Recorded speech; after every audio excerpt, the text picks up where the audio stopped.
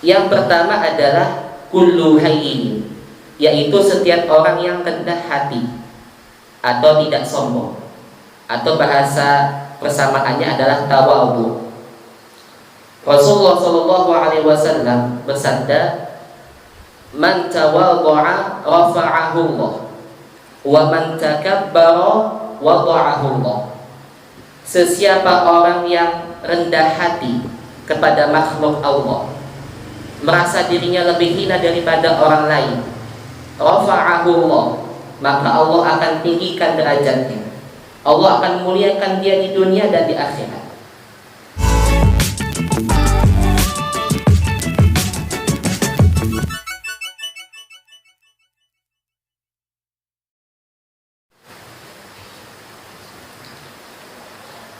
Bismillahirrahmanirrahim. Assalamualaikum warahmatullahi wabarakatuh.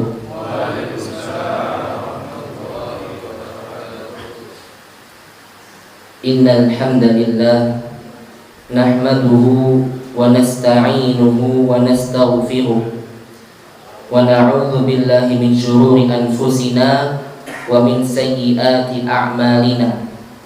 May yahdihillahu fala mudilla lahu wa may yudlil fala hadiya lahu. Asyhadu an la ilaha illallah wahdahu la syarika lahu, iyyahu na'budu wa iyyahu nasta'in, wa asyhadu anna sayyidana wa nabiyyana Muhammadan abduhu wa rasuluhu la nabiyya ba'da, sallallahu wa sallama wa baraka alaihi wa ala alihi wa azwajihi wa sahabatihi ajma'in. Hadirin hadirat yang dirahmati oleh Allah Subhanahu wa taala, alhamdulillah, di pagi yang mulia ini Allah masih memberikan kita anugerah nikmat, yang mana nikmat ini Allah berikan kepada kita bukan dengan cuma-cuma. Artinya nikmat ini Allah berikan kepada kita karena kita adalah hamba pilihan Allah Subhanahu wa ta'ala, yaitu merupakan nikmat iman dan Islam. Maka nikmat iman dan Islam ini adalah merupakan sebuah mutiara atau sebuah perhiasan yang harus kita jaga dengan baik-baik. Maka salah satu bentuk penjagaan kita terhadap nikmat iman dan Islam ini adalah dengan senantiasa bersyukur kepada Allah Subhanahu wa ta'ala atas nikmat yang Allah berikan ini. Semakin kita bersyukur kepada Allah, maka Allah Subhanahu wa ta'ala semakin menambah nikmat kepada kita. Maka sebagai bentuk rasa syukur kita dalam menjaga iman dan Islam ini adalah dengan istiqomah menjalankan perintah-perintah Allah dan menjauhi larangan Allah Subhanahu wa ta'ala. Itu adalah merupakan wujud daripada rasa syukur kita terhadap nikmat iman dan Islam. Kita berharap pada Allah Subhanahu wa ta'ala, mudah-mudahan Allah anugerahkan kepada kita kekuatan untuk senantiasa istiqomah di jalannya. Amin ya rabbal alamin. Hadirin hadirat yang dirahmati oleh Allah Subhanahu wa ta'ala, dari sahabat Ibnu Mas'ud radhiyallahu ta'ala anhu, beliau meriwayatkan sebuah sabda Rasulullah sallallahu alaihi wasallam.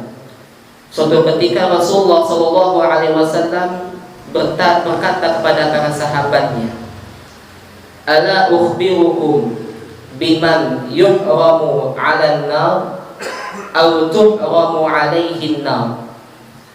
Maukah aku tunjukkan kepada kalian seseorang yang diharamkan masuk neraka, atau neraka itu diharamkan untuknya? Sama saja artinya.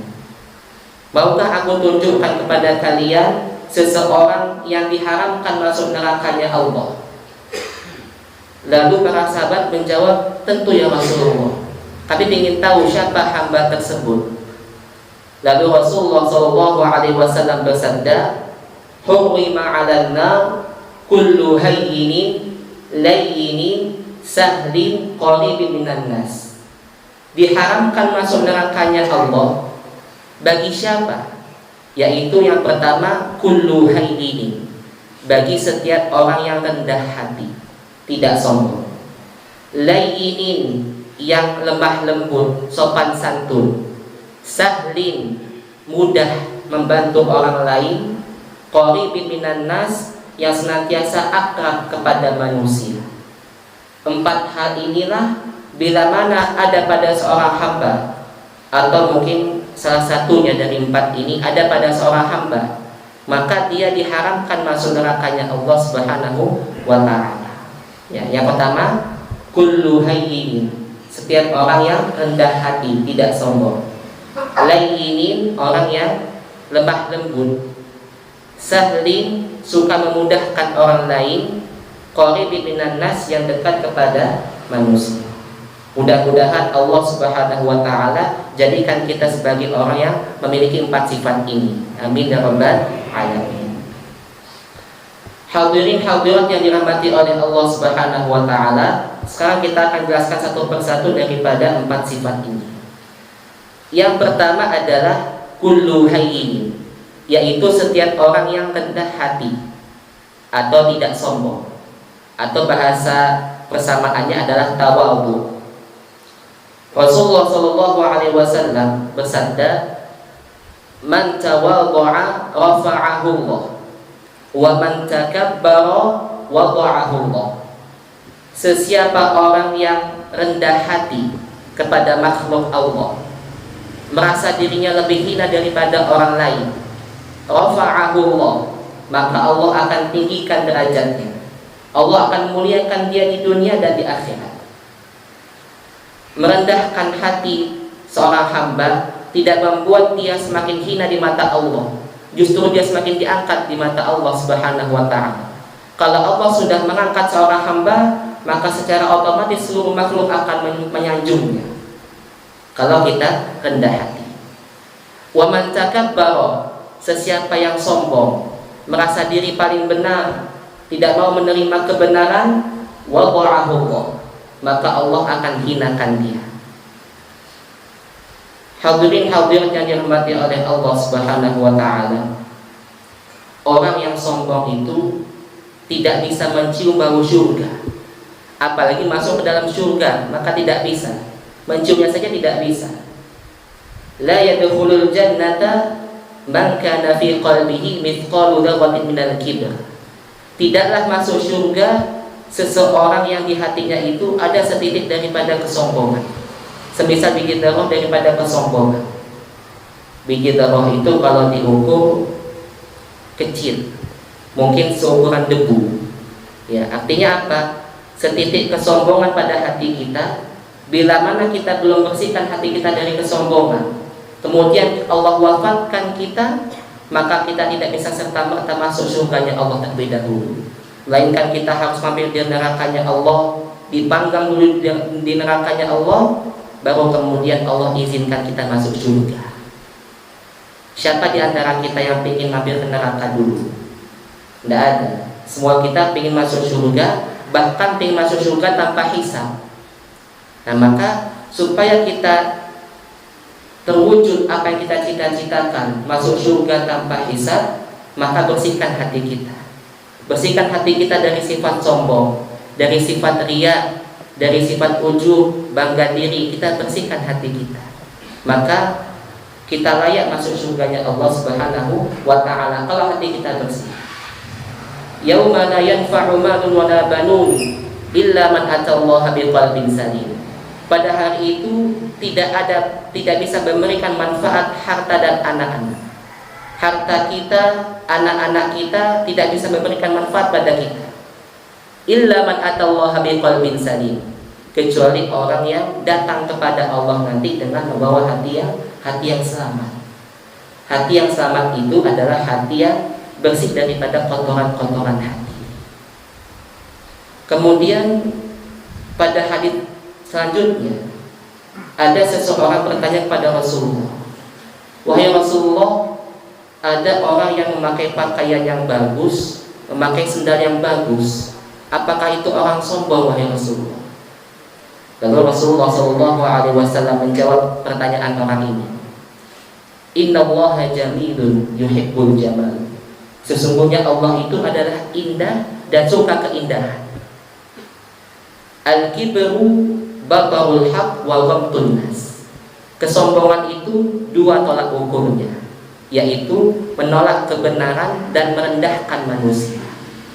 Artinya bila mana ada pada hati kita ada dua sifat itu, merendahkan manusia, menolak kebenaran, maka pada hati kita berarti ada kesombongan.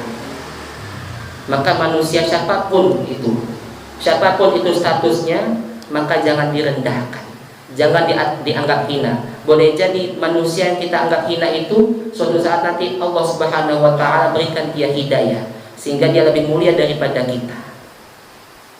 Dan kebenaran itu hendaknya kita terima dari siapapun, hatta dari anak kecil pun. Kalau anak kecil menasihatkan kepada kita, kita terima. Itu salah satu bentuk tawadhu kita kepada manusia. Pertanyaan singkatnya adalah, kenapa orang yang sombong itu sulit masuk surganya? Kenapa orang sombong itu sulit masuk surganya? Allah Subhanahu wa taala telah memberikan jawabannya. Di dalam Al-Quran, Allah Subhanahu wa taala berfirman, A'udzu billahi minasyaitonir rajim.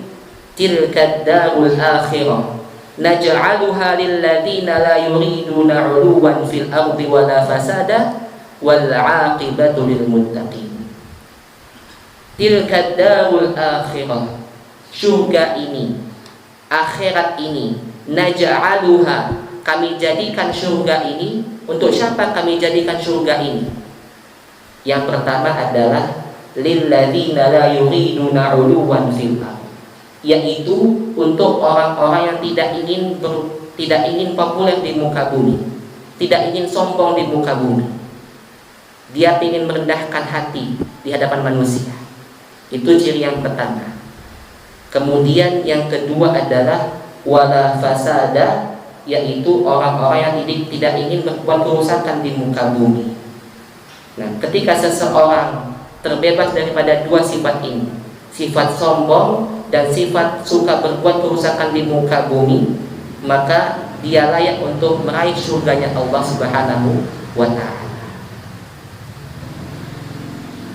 Bahkan ada sebuah hadis Rasulullah SAW yang dikutip di dalam kitab Ihya Ulumuddin yang dikarang oleh Imam Al-Ghazali.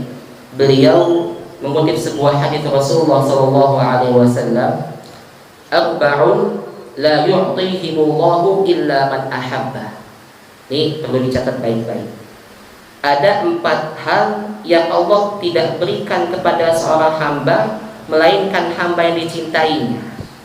Artinya 4 hal ini, ada 4 sifat yang mana bila mana Allah memberikan 4 sifat ini pada seorang hamba, maka berarti hamba itu dicintai di sisi Allah Subhanahu wa ta'ala. Yang pertama adalah as-sabtu, diam. Ketika hamba mampu diam daripada berkata-kata yang tidak diridhoi oleh Allah Subhanahu wa ta'ala, maka hamba ini adalah hamba yang beruntung. Karena kebanyakan maksiat tubuh kita ini adalah dihasilkan daripada lisan. Ya. Wa hal yakubbun nasa ala wujuhim aw ala manakhirihim illa hasaida sinatihim, kata Rasulullah. Maka apakah lagi yang bisa menjerumuskan manusia ke dalam neraka melainkan karena perbuatan lisan mereka. Jadi kebanyakan perbuatan-perbuatan yang mengakibatkan kita masuk nerakanya Allah itu adalah karena lisan kita. Nah, maka beruntunglah seseorang yang dikaruniakan diam. Bahkan tolak ukur keimanan seseorang itu, tolak ukur kesempurnaan iman seseorang itu, bila mana dia mampu berkata yang baik atau diam. Ya. Man kana yu'minu billahi wal yaumil akhir falyaqul khairan aw liyasmut. Sesiapa orang beriman pada Allah dan hari akhir, hendaknya dia berkata baik. Berkata baik, kalau nggak bisa diam. Ya, berkata baik kalau kita bisa diam. Yang pertama. Yang kedua adalah at-tawakkul 'ala Allah. Ya, bertawakal kepada Allah Subhanahu wa taala. Orang ketika dia berikhtiar, berusaha, kemudian setelah usahanya itu dia berikhtiar pada Allah, maka inilah hamba yang dicintai oleh Allah. Kenapa? Karena orang yang bertawakal atau berserah diri pada Allah setelah dia berikhtiar, ya maka ini adalah hamba yang dicintai oleh Allah. Ya. Innallaha yuhibbul mutawakkilin. Sesungguhnya Allah cinta kepada orang-orang yang bertawakal. Kemudian yang ketiga adalah at-tawadhu, rendah hati. Ya, rendah hati. Seperti tadi telah dijelaskan. Yang keempat adalah az-zuhdu fid dunya, yaitu zuhud di dunia. Zuhud di dunia ini bukan berarti kita tidak boleh mencari dunia, bukan berarti kita tidak boleh memiliki dunia. Boleh kita memiliki dunia, akan tetapi tidak ada keterkaitan hati kita terhadap dunia. Hatta kita punya mobil mewah, punya rumah yang indah, tetapi kalau itu semua tidak ada pada hati kita, maka itu bukan dikatakan sebagai orang yang maka itu adalah dikatakan sebagai orang yang zuhud. Nah, 4 hal itulah yang mana bila mana Allah berikan pada seorang hamba, maka dia adalah hamba yang dicintai oleh Allah Subhanahu wa taala. Kemudian yang kedua yang Allah haramkan masuk neraka adalah layyin, yaitu setiap orang yang rendah hati. Nah, setiap orang yang lemah lembut atau sopan santun, baik dalam ucapan maupun perbuatannya. Sifat lemah lembut dan sopan santun ini adalah merupakan rahmat Allah kepada hambanya. Bila mana kita melihat seseorang dia mampu lemah lembut dalam ucapan dan perbuatannya, maka berarti hamba tersebut dirahmati oleh Allah Subhanahu wa taala. Kita lihat Rasulullah SAW. Rasulullah sebagai rahmatan lil alamin mampu menebarkan kasih sayang di alam semesta ini karena rahmat Allah Subhanahu wa taala. Tanpa rahmat daripada Allah, mustahil Rasulullah SAW mendapatkan gelar rahmatan lil alamin. Allah Subhanahu wa taala berfirman, "Fabima rahmatin minallahi linta lahum." Maka dengan rahmat daripada Allah itulah linta lahum, engkau mampu wahai Muhammad lemah lembut kepada umat-umatmu, sehingga umat-umatmu semakin mencintaimu karena rahmat daripada Allah Subhanahu wa taala. Walau kunta faddan ghalidhal qalbi, akan tetapi wahai Muhammad, jika engkau keras hati, sombong kepada umat-umatmu, lan faddu min hawlik, maka umat-umatmu semakin menjauh daripada. Ayat ini menjelaskan kepada kita bahwa sopan santun, lemah lembut itu adalah merupakan rahmat daripada Allah Subhanahu wa taala. Karenanya kalau kita ingin berlaku lemah lembut dalam kehidupan kita, mintalah kepada Allah. Niscaya Allah akan berikan kepada kita. Oleh karena itu, sopan santun dan lemah lembut ini adalah merupakan pokok dan prinsip segala kebaikan. Artinya dengan lemah lembut ini, segala kebaikan apapun itu mudah kita dapatkan, mudah kita raih. Kalau kita dalam kehidupan kita ini sulit untuk menerapkan lemah lembut, maka juga sulit kita mendapatkan segala kebaikan. Man yuhra bil rifqa yuhra bil khair, kata Rasulullah SAW. Seseorang barang siapa yang diharamkan atau tidak mendapatkan akhlak yang baik, sopan santun, yuhra bil khair, maka dia diharamkan oleh Allah untuk mendapatkan segala kebaikan. Ya, karena kebaikan itu akan mudah kita dapatkan bila mana kita mampu lemah lembut kepada siapapun dalam kehidupan kita. Ya, kemudian yang ketiga adalah sahli, suka memudahkan orang lain. memudahkan orang lain, dia berikan kepada orang-orang yang membutuhkan, baik pikiran, tenaga ataupun materi, dia berikan kepada orang yang membutuhkan. Karena sejatinya ketika seseorang membantu saudaranya, maka Allah akan mudahkan urusannya di dunia dan di akhirat. Ada 3 pesan Rasulullah SAW. Ya. Rasulullah SAW bersabda, man nafasa an mu'minin kurbatan min kurabid dunya, nafasallahu anhu kurbatan min kurabi yaumil qiyamah. Siapa orang yang meringankan beban seorang mukmin di dunia, ada seorang mukmin mengalami kesusahan, dia bantu dengan sebisa dia. Nafasallahu anhu kurbatan min kurabi yaumil qiyamah, maka Allah akan ringankan beban di akhirat nanti. Ketika seseorang itu menolong saudaranya ikhlas karena Allah, maka Allah akan tolong dia di akhirat nanti. Pertolongan Allah itu di akhirat nanti diwujudkan dengan dimudahkannya hisab. Dimudahkannya ketika menyeberangi sirat hingga masuk ke dalam surganya Allah, itu semua melalui proses yang sangat mudah. Nah, itu pesan yang pertama.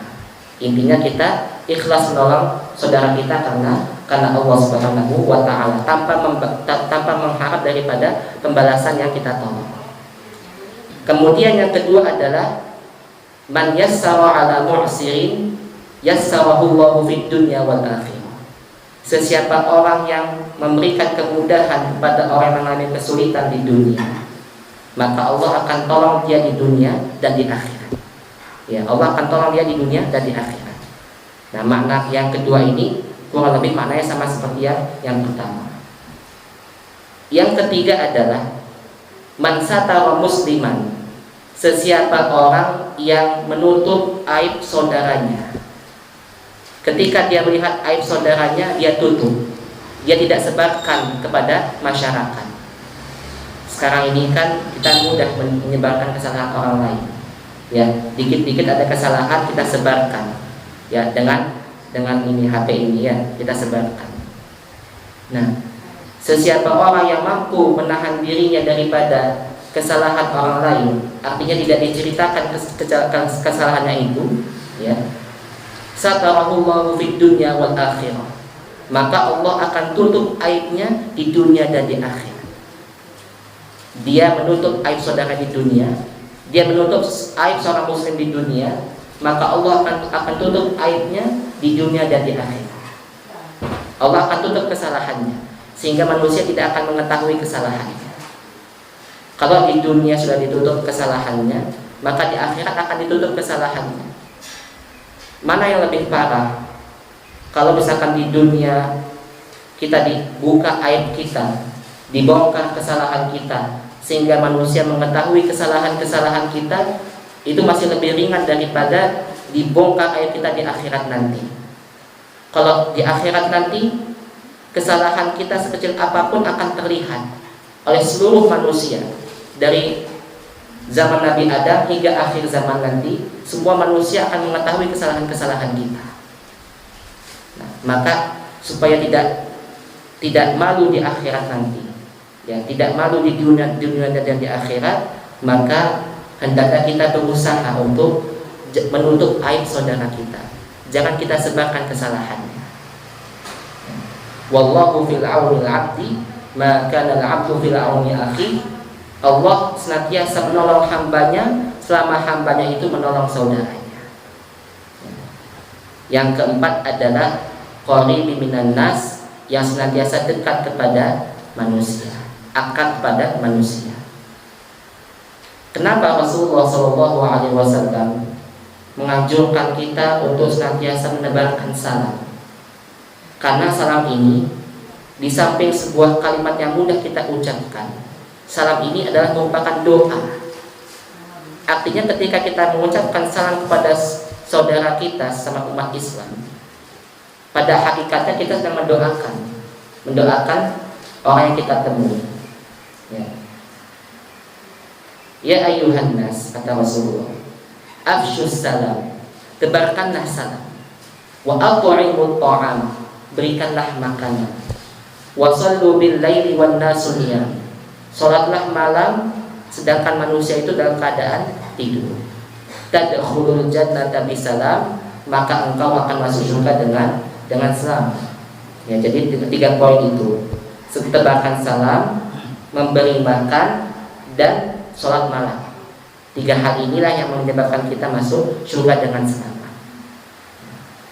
Maka Islam ini mengajarkan kita agar senantiasa memperkuat hubungan antara Allah dengan hamba-hamba Allah. Ada hablum minallah, ada hablum minan nas. Ya. Kita kuatkan hubungan kita dengan Allah. Kita perbaiki ibadah-ibadah kita, mulai dari sholat, kemudian puasa, zakat, haji, kita perbaiki. Nah, itu adalah memperkuat hablum minallah, hubungan kita kepada Allah.